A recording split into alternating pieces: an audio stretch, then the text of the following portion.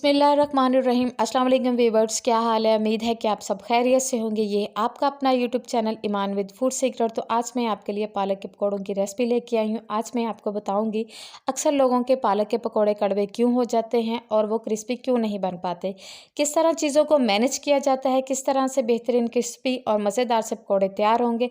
बहुत सारी बातें ये आज मैं आपको बताऊँगी। वीडियो को एंड तक देखिएगा, आज आपको कुछ नया और बेहतर जानने को मिलेगा। अगर आपको मेरी वीडियो अच्छी लगे तो लाइक एंड शेयर कीजिए और मेरे चैनल को सब्सक्राइब करना ना भूलिएगा। चलिए जी, रेसिपी को स्टार्ट करते हैं।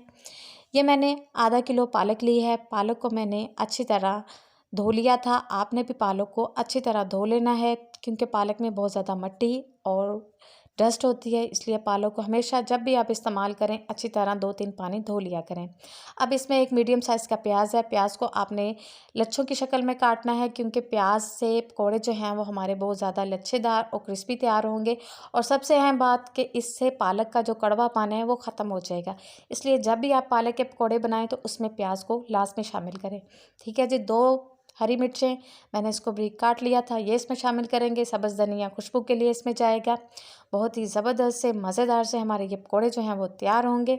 चले जी, आप इसमें कुछ पाउडर मसाले शामिल करते हैं। 1 टीस्पून इसमें नमक जाएगा। नमक आप अपनी मर्ज़ी से कम या ज़्यादा कर सकते हैं। हाफ़ टी स्पून इसमें हल्दी जाएगी एक बेहतरीन कलर के लिए। हाफ़ टी स्पून इसमें कुटी लाल मिर्च जाएगी। हाफ़ टी स्पून ही इसमें लाल मिर्च पाउडर जाएगा और हाफ़ टेबल स्पून इसमें गरम मसाला जाएगा। इसको खुशबूदार बनाने के लिए 1 टेबल स्पून मैंने ये खुश्क धनिया लिया है, इसको मैं हाथ की मदद से अच्छी तरह मसल लूँगी। ठीक है जी। इससे इसकी खुशबू और टेस्ट जो है वो डबल हो जाएगा। ज़ीरा इसमें जाएगा 1 टेबल स्पून, इसको भी हम हाथ की मदद से अच्छी तरह मसल के डालेंगे। आप इस टिप्स को ज़रूर फॉलो कीजिएगा, इंशाल्लाह आपके पकौड़े जो हैं वो बहुत ही मज़ेदार और क्रिस्पी बनेंगे। इसको मज़ीद खुशबूदार बनाने के लिए इसमें मैं खुश्क मेथी शामिल करूँगी। इससे इसका फ्लेवर जो है वो बहुत ही ज़बरदस्त बनेगा। अब इन सब मसालों को हम अच्छी तरह मिक्स करेंगे। बेसन अभी हमने इसमें ऐड नहीं करना क्योंकि अगर हम इसमें अभी बेसन ऐड कर लेंगे तो हमें पानी का तनासुब नहीं रहेगा और बैटर जो है वो हमारा बहुत ज़्यादा पतला तैयार होगा। ये देखिए जी, पालक ने और मसालों ने कितना पानी छोड़ा है। ठीक है जी। अब इसमें हम अनारदाना डालेंगे। अनारदाने से पकौड़े जो हैं वो हमारे बहुत ही मज़ेदार से चटपटे से तैयार होंगे। अनारदाने को भी आपने हमेशा धोकर इस्तेमाल करना चाहिए क्योंकि इसमें बहुत ज़्यादा डस्ट होती है, इसलिए आप हमेशा इसको धोकर इस्तेमाल करें। ठीक है जी। 1 प्याली मैंने इसमें बेसन ऐड किया है। बेसन को मैंने अच्छी तरह छान लिया है। जब भी बेसन इस्तेमाल करें इसको आप अच्छी तरह छान लिया करें। इसको हम अच्छी तरह मिक्स करेंगे मसाले में।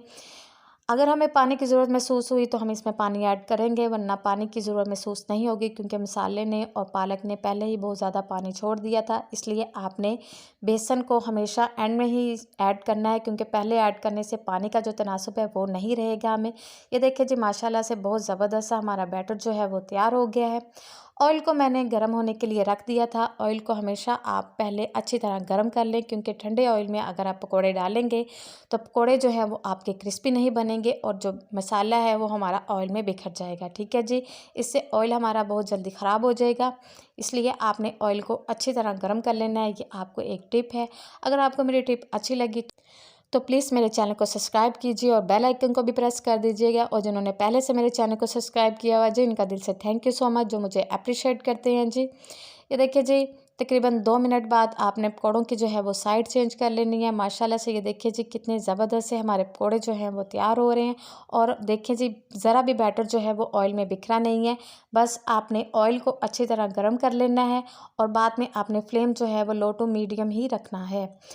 आपने हाई फ्लेम पे पकौड़ों को फ्राई नहीं करना क्योंकि अगर आप हाई फ्लेम पे पकौड़ों को फ्राई करेंगे तो पकौड़े जो है वो अंदर से कच्चे रह जाएंगे और अच्छे नहीं लगेंगे। इसलिए आपने फ्लेम जो है वो लो टू मीडियम ही रखना है।